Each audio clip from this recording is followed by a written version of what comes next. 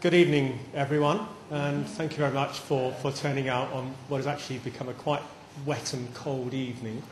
My name's Stephen Peckham, and I'm a member of Hampshire Against Fluoridation, and this is the second of two drop-in and discussion sessions and presentations which we've organised to try and put some balance into the consultation debate about the water fluoridation proposals in Southampton, Totton, Eastleigh. I'd like to welcome you on behalf of HAF, and there's a lot of material here this evening, and please do take the opportunity to look around, but also to ask questions. There's a number of HAF members here. Just to give you a little bit of background, and perhaps a little bit why I'm involved in this, my day job is as a health services researcher, and I work at the London School of Hygiene and Tropical Medicine. But I've also been a local resident for virtually all my life, apart from a few forays away to other places in the country. And then until about 2 years ago, I was in fact a PCT board member. And when we took the original decision about water fluoridation, there were in fact a number of board members who voted against, including myself.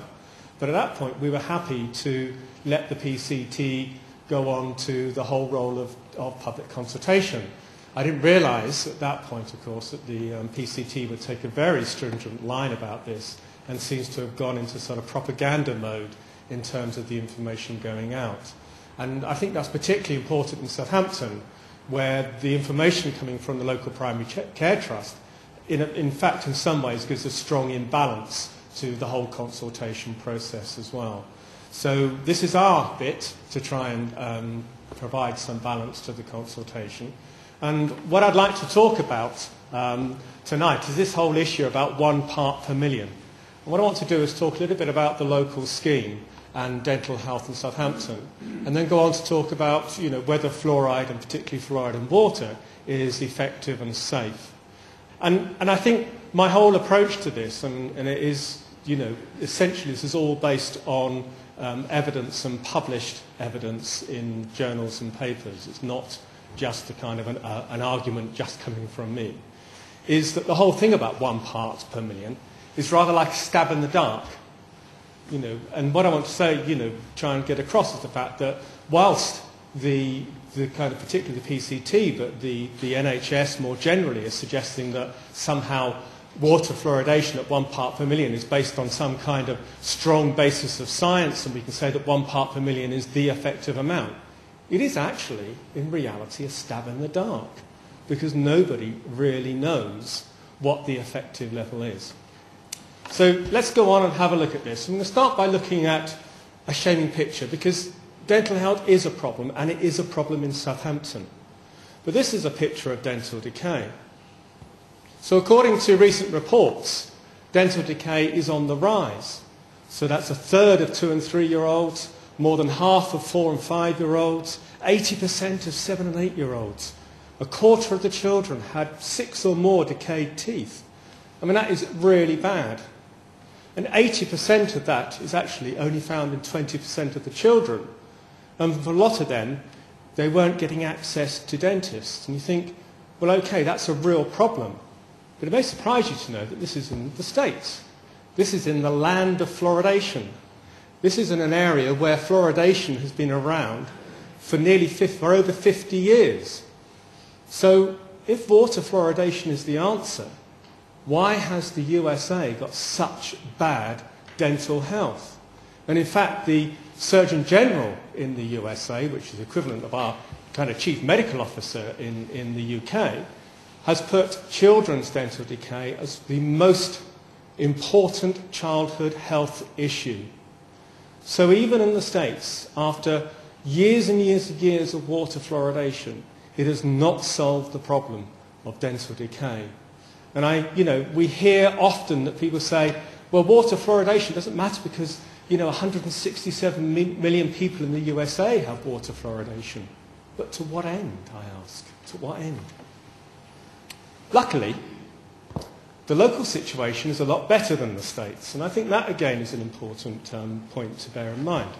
So while in fact 40% of 5-year-olds in the city do experience dental decay, And we should actually think about this, because although that's a general, dental decay is concentrated in a small number of children. So about 75 or 80% of dental decay is concentrated in about 20 to 25% of children. And now immediately, as somebody who works in public health, that suggests you would be looking at very targeted approaches to public health. Certainly, again, not water fluoridation.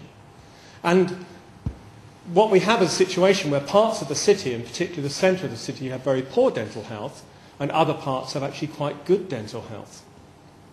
And the overall rate, and when we talk about DMFT, this is the number of decayed, missing and filled teeth that you would have available that are in a child's mouth.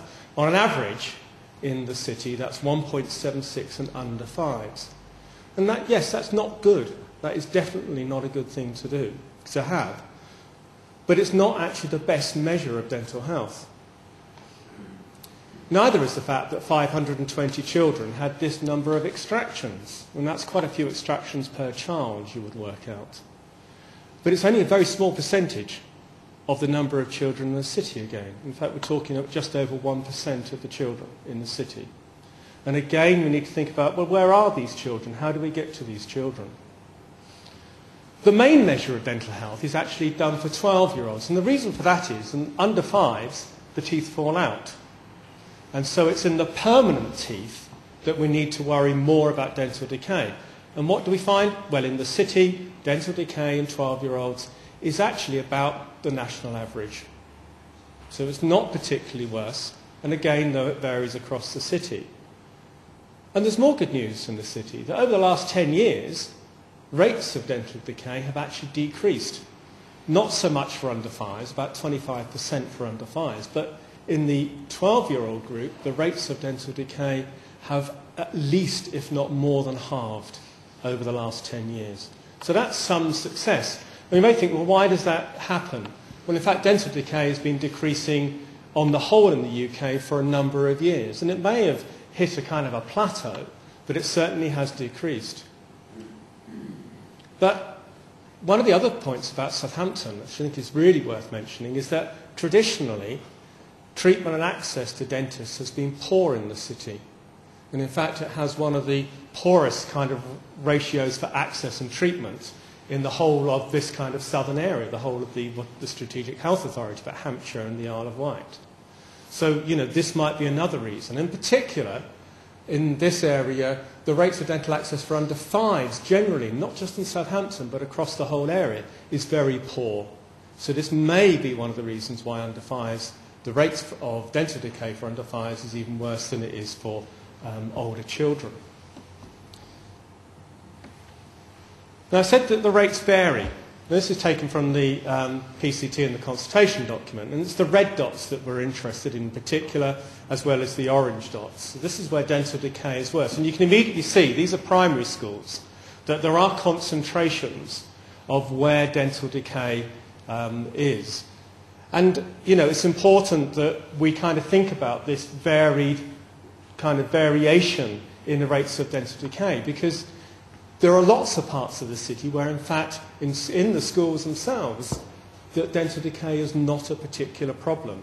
I think once you get less than 1.5, it actually gets difficult to say whether you can actually reduce rates even further. So, what we're interested here are the orange and the red dots.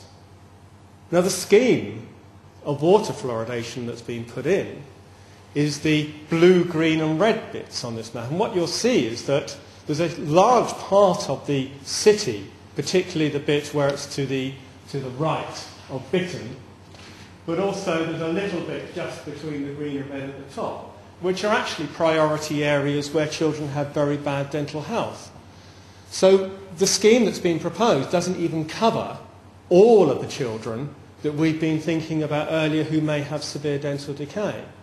So, there are some problems around this. Now, the PCT says, well, that's fine because we're just going to do all the sorts of things we did in the other areas and we'll put special effort into those particular areas. But the scheme covers less than 60% of the children. So, we are talking about the scheme covering, in fact, just over half of the children and those children that need. And that's quite interesting because, you know, in a sense, what we're doing is spending this amount of money, which I should come on later, on some of the children, but it still means we're going to have to spend an additional amount of money or continue spending the money on the other children if we want to tackle dental decay.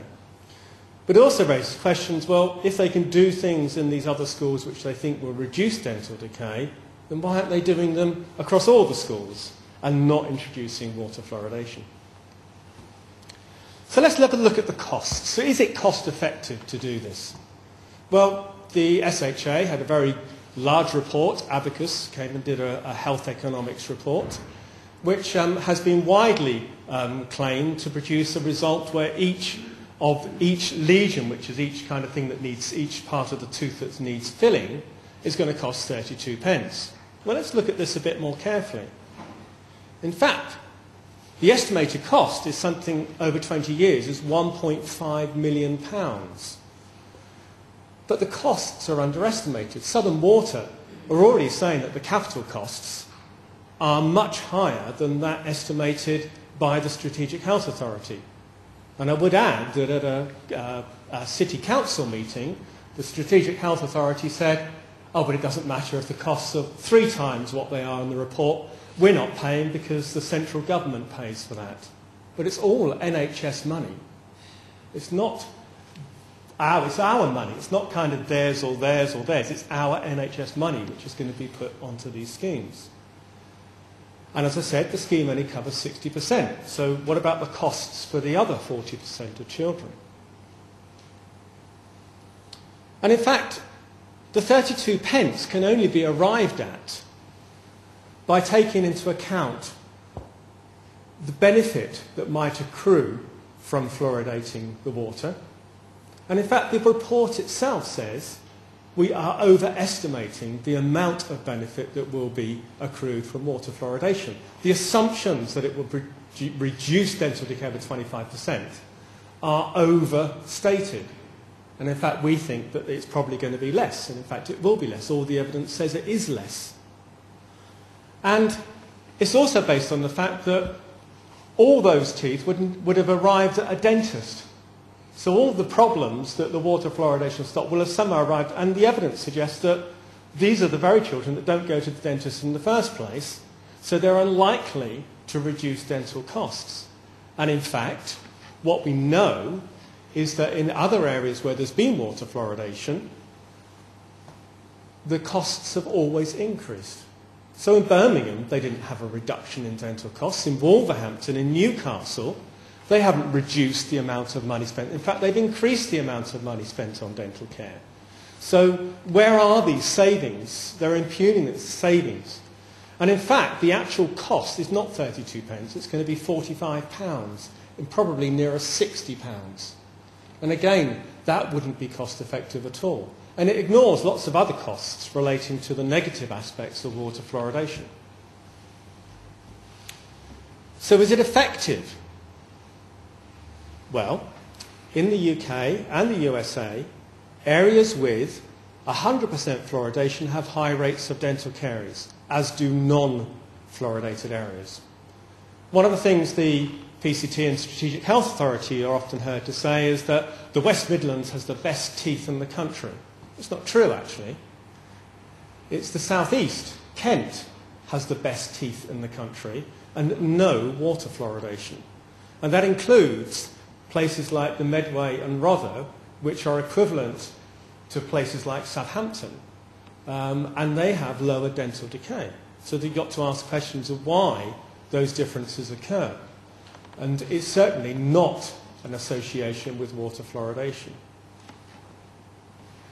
In fact, the evidence on the effect of water fluoridation is uncertain, and in fact all the studies are confounded by the fact that there are other sources of fluoride, and in particular fluoride toothpaste.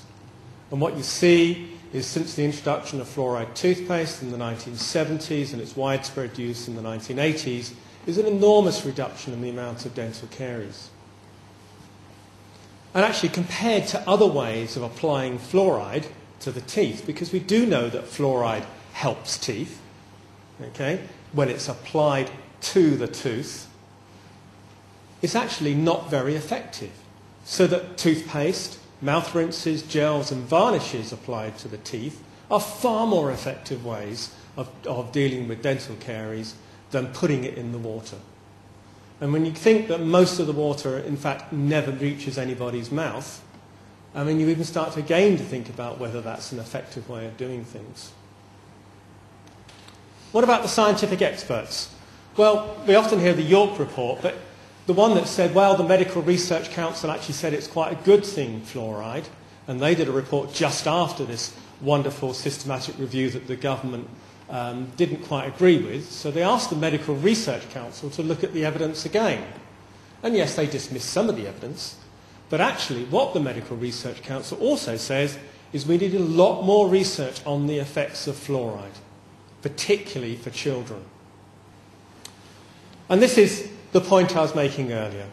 If you look at all the countries, whether they've got fluoridation or non-fluoridated, so that's the UK, or whether it's the USA, New Zealand, or other parts of Europe, what you see is that the rates of dental decay have reduced dramatically over the last 30 years. This is a uniform thing, and it's to do with things like fluoride toothpaste, diet, changes in socioeconomic circumstances, people are better off. There's a whole range of things which lead to this, but ultimately it doesn't really matter whether the country has fluoridated water or not. Teeth are getting better. And we can see this. We often, lots of people bring up pictures, but, people have really bad teeth when they get older. But that's people who are brought up in the 40s and 50s. And what we're seeing gradually now is that people who are 30 now or 40 now have much better teeth than people who were 30 or 30 years ago. And this is, a common trend everywhere, that teeth are definitely getting better. And a lot of that is due to the fact that people are using fluoride toothpaste, because it goes onto the tooth, which is where it's supposed to be, and not into the body. And this is another one from the USA. You would think that the states with more fluoride in the water, and what we see here are the number of states going across the bottom and the amount of percentage of fluoride. So on the left-hand side are the states without any water fluoridation, because there are parts of the USA that don't have water fluoridation, and on the right we have those which are 100% fluoridated. And what you would expect to see is that the purple and red lines are the improvement in dental health. But actually, they don't seem to follow the same curve as fluoridation. You would expect that on the left, that the rates of dental decay would be higher than they are on the right. You would expect fluoride, if it works, to reduce the amount of dental decay in the state. And it doesn't. It doesn't seem to matter whether your state's got fluoride in the water or not. The levels of dental decay are the same, are very similar. Now, why are there two lines? Well, the two lines are that the purple one are for people with low income, or families with low income, and the red line is for those with a higher income. And the one thing we know is that dental decay rates are definitely associated with levels of income. So on lower income, you would have higher rates, and on higher income, you have lower rates. And that's, again, it doesn't matter whether you have fluoride in the water or not. That stays the same and stays true, always. Even in the UK at the moment, you would find that pattern. And that is, in fact, bottle caries. But I've put a picture of this up because whenever I go and see presentations by the PCT, they always like to put pictures up of bad teeth. Well, you can get bad teeth wherever, and, this is bad teeth from a fluoridated area. And this is actually bottle caries, which does affect the upper teeth more than the lower teeth. And it's where sweet drinks are put into the bottle, and the bottle's left in the baby's mouth. So, it doesn't matter. Fluoridated water is not going to solve problems like that. But it does benefit teeth. And I don't want to kind of stress this, but topically, applying fluoride to the tooth helps with the re-enameling. It helps keep the tooth stronger. And it has definitely been shown to benefit teeth. There's no problem about that. But actually, there's a whole range of both public officials, dentists, dental health specialists, scientists, researchers, you name it, who will say, yeah, it does benefit teeth, but if you put it in the water, actually it doesn't really have a major benefit to the teeth at all. And in fact, if you get two children or groups of children from fluoridated and non-fluoridated areas, you probably couldn't tell the difference as to whether their teeth came from the fluoridated or unfluoridated area. And what do the local experts say? I'm always keen to draw people into the local experts. Well, there's a school of dentistry in Portsmouth. And what they recommend for actions to deal with dental caries is to help avoid dental problems, including making sure parents and children visit the dentist regularly. Now, it's interesting because Barry Cockcroft, at a meeting a couple of weeks ago, said that it wouldn't matter if children went to the dentist, it's not going to improve their teeth, which seems a sort of a funny statement, actually, coming from the chief dentist. That they should supervise under sevens when they brush their teeth. So, if you've got small children, supervise their toothbrushing and limit the frequency of sugar. And nowhere, and this is taken from an article they've written, do they mention putting fluoride in the water as a way of dealing with dental caries in young children. So let's go back to this magic 1 part per million. What is this 1 part per million? Well, that's the tiny amount that they say will be in a litre of water, or 1 part of fluoride to 1 million parts of water. So 1 cup of fluoride to 1 million cups of water. Infinitesimal, makes no difference, you can't notice it. But actually, there isn't a universally accepted optimal level for the daily intake of fluoride. There's nobody going around saying, this is how much fluoride you should have. 1 part per million, yeah, that's absolutely right. It's a guess. It's a guess made in the 1940s. And in observations over the last 60 years, it's been thought to be about right. Well, it's pretty good science, isn't it? No, it's not. It is thought to be about right. And why 1 part per million? Well, it wasn't anything to do with whether it actually benefited the tooth. It was to do with the fact of, well, what level of fluoride in the water will induce fluorosis, which is a discoloration of the teeth. And that's the way they came up with this 1 part per million. But actually, the correct way to think about fluoride is to think about how much per body weight. It's not how much volume, it's how much of the weight, how many milligrams per kilogram for your own body weight. So the smaller the child, the less fluoride they should have. So we're talking about 1 part per million, and we're going to give 1 part per million to everyone. It doesn't matter what size you are, what age you are, whether you're a child, a baby, an adult, you're all going to get the same. But actually what we say, what the scientists say, is that we should get different levels of fluoride because our bodies cope with different levels of the fluoride differently. And even, again, reaching into the dental fraternity, this is Professor Stephen Levy, who's an American professor of dental health, dentistry, and he says the optimal level of fluoride intake is not known with certainty. There we are, simple as that. And that is the truth. It is not known with certainty. And more importantly, in work that Stephen Levy's been doing, he's talking about the fact that we get fluoride from lots of different places. And the more fluoride you have in the environment, the more you take in. So at the moment in the UK, there's only about 10% of the country is fluoridated. So even in Birmingham, that will be dissipated a bit by things that happen that come into Birmingham from non-fluoridated areas. In the States, 67% of the population is fluoridated.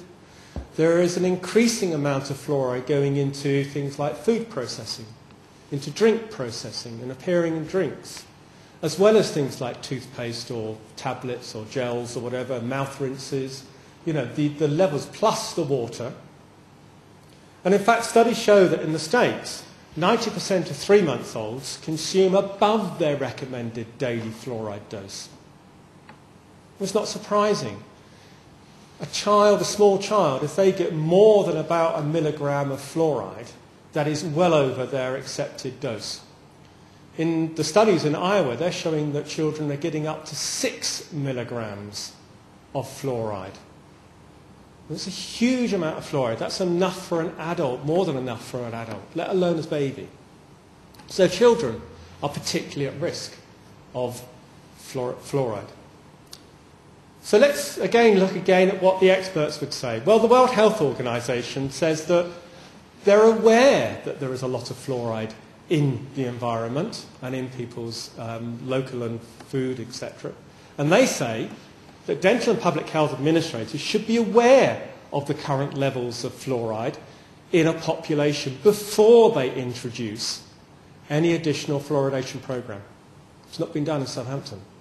We don't know what people's current level of fluoride intake is in Southampton, yet we're going to add this magic 1 part per million.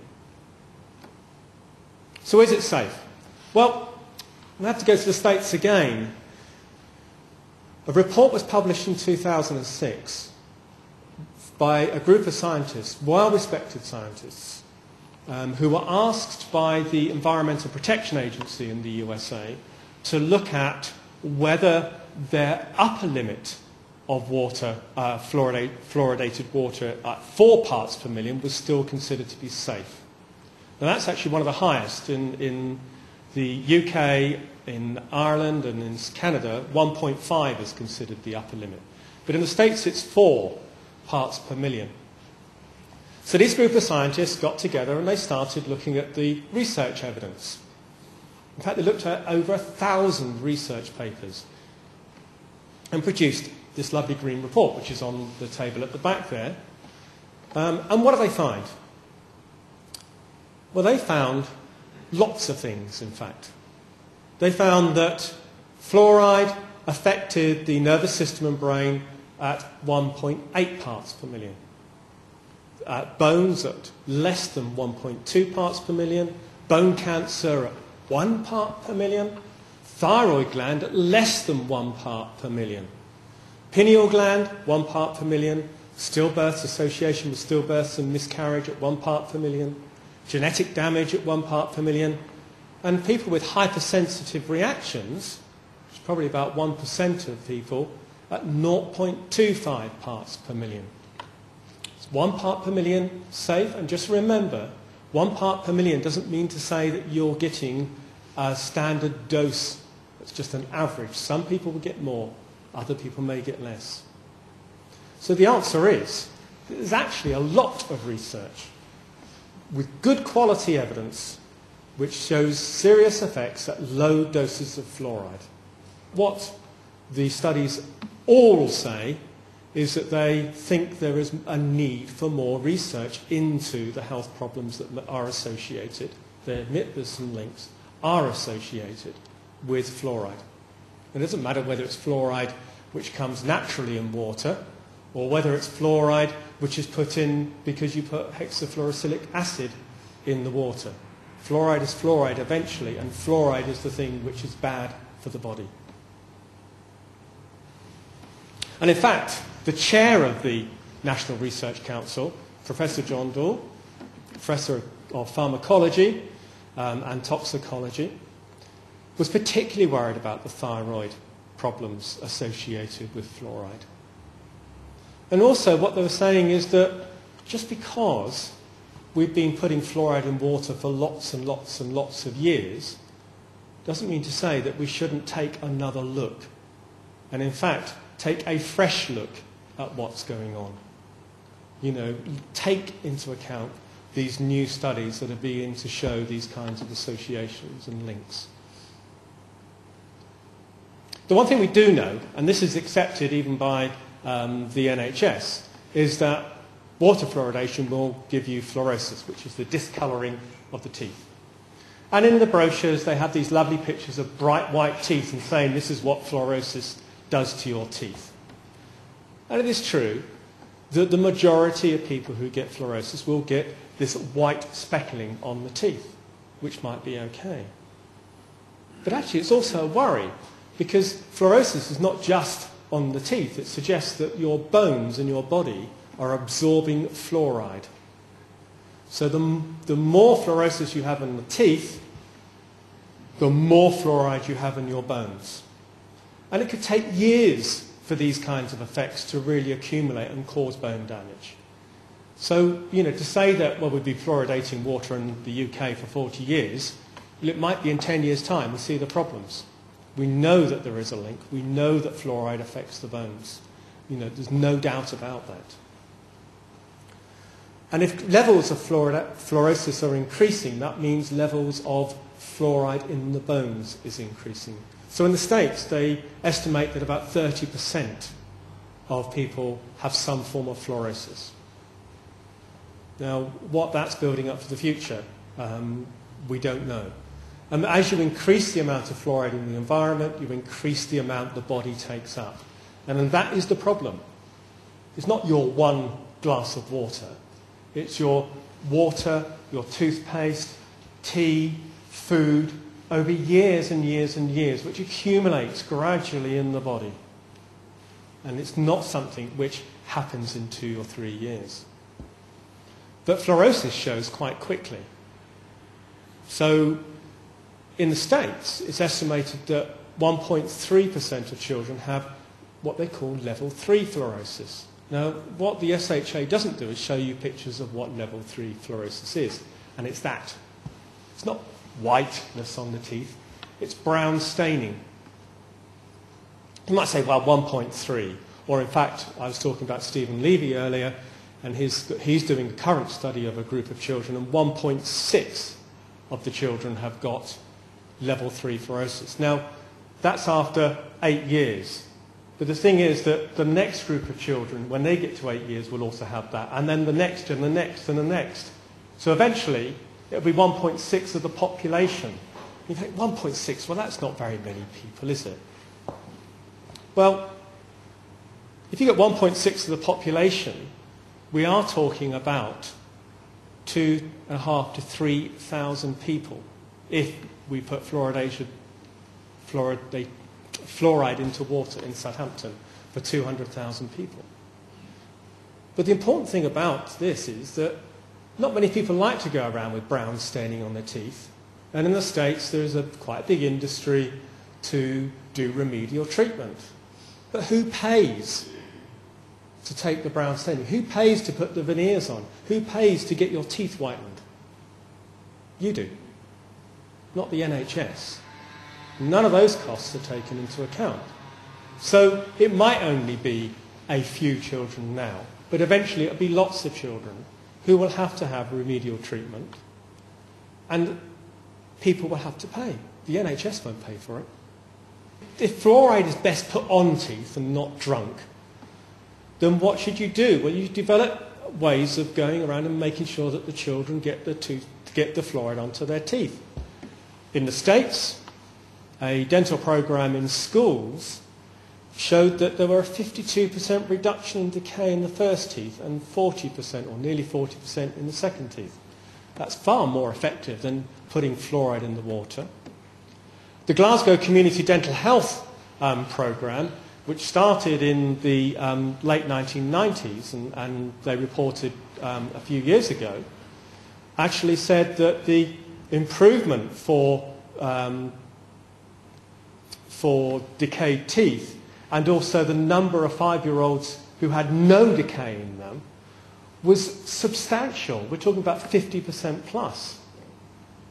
So you might ask, well, why don't they do these sorts of things? Sweden still does community programs.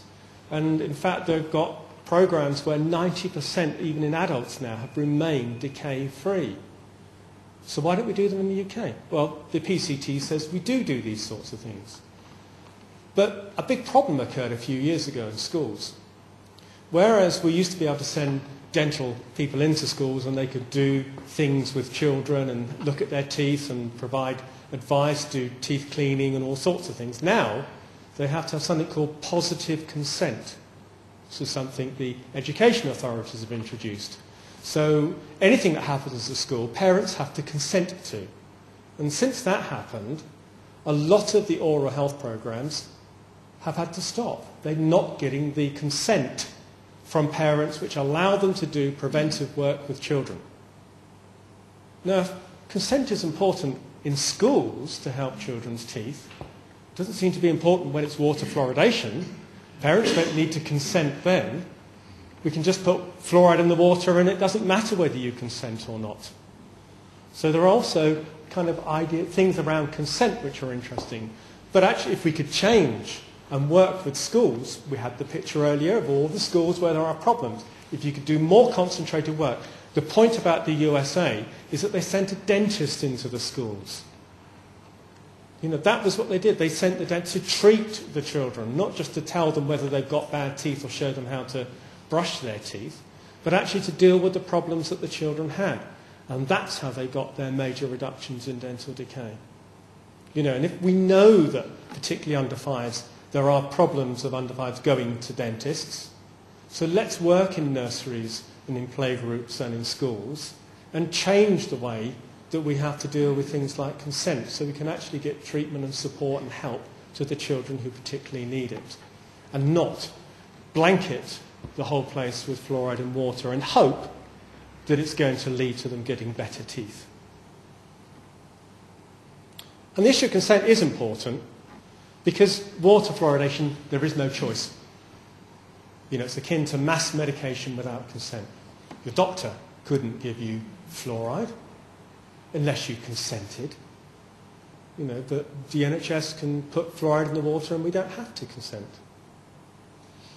There was a big report by the Nuffield Council, which is a charity which looks at things to do with science, and they have a big section where they look at the ethics of science.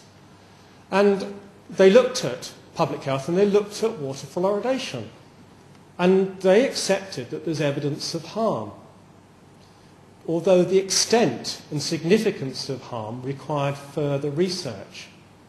But because of that, it makes water fluoridation a difficult issue to deal with.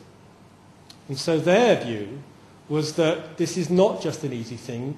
Just because some children might benefit, do you automatically have to have a whole population-based program? You know, there is an argument about this. There is more than one side. And in fact, we can even look at the legal system in the UK. And there was a legal opinion that putting fluoride in water constitutes medication. Now, the government has neatly sidestepped this by passing the 2003 Water Act, which means that any previous legal standing doesn't count. And in particular, the water authorities, who were always worried about this kind of adjudication, are now indemnified. So if anything happens because of water fluoridation, the water authority can say it's not us, Gov, it was the government. And so they just have to do it. And I think it's interesting to note that water fluoridation is actually banned in many countries. And it's banned on ethical grounds. You know, we don't think it's ethical to put it in.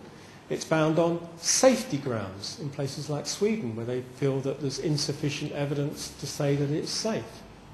It's not just on, as we are told by the Strategic Health Authority, because groups opposed to fluoridation stopped fluoride being put in the water. There are lots of reasons why this happens. Now let's just look at this consultation, this fair, balanced consultation that is supposed to be going on. It's supposed to be impartial, but in fact, all the material has inaccuracies, misconceptions. They talk about the level of benefit in terms that there is no evidence really to support the levels of benefit that they're suggesting. They talk about it in terms of how many people will be caries-free. Again, stretching the evidence to its limits, I would say.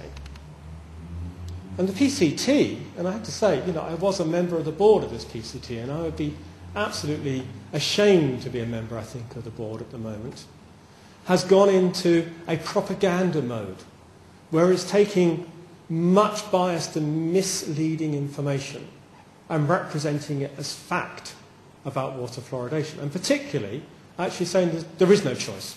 It's fluoridation or nothing. But we can see that there are alternatives, and it's not fluoridation or nothing. That actually fluoridation is not necessarily the answer for the problem. The economic analysis is completely flawed. And in fact, it's going to cost a lot more than we're currently being told by the Strategic Health Authority. And the benefits will be a lot less. Is this good use of public money? I don't think so. And there's no information in any of the consultation about the counter-arguments to water fluoridation or the alternatives. What about the school-based work? What about community approaches? Nothing. Absolutely nothing in any of the material whatsoever. So I'm just going to quickly summarise on some key points. It's not proven to provide substantial benefits, nor does it really decrease the difference between low and high income families. It's not been proven to be safe, yet we have a public health consultant in Southampton who consistently goes around telling everybody that water fluoridation is safe, despite the fact that there is substantial evidence to the contrary. There's no real clear demonstration of the need or potential benefit for Southampton residents.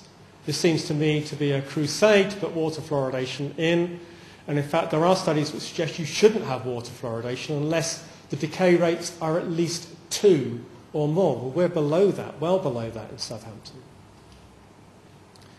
It's been shown that water fluoridation is dangerous for very young babies and children, the very group that we're supposed to be helping. And fluoride from whatever source is toxic and poisonous and accumulates in the body. And it's complex. The ethical, the moral, and all the legal arguments, they're not simple. It's not a case of, well, you know, there's no ethical problem here.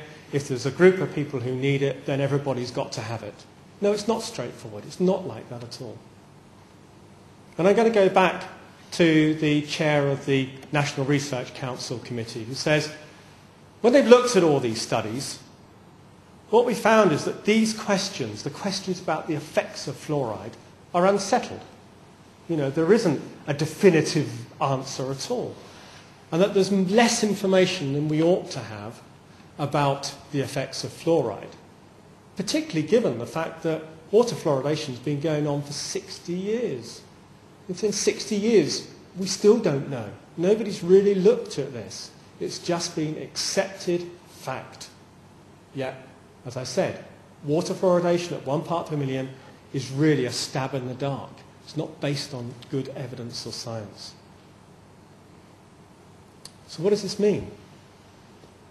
Well, as a researcher, as somebody who's worked in public health, I would say that this means you adopt a precautionary principle.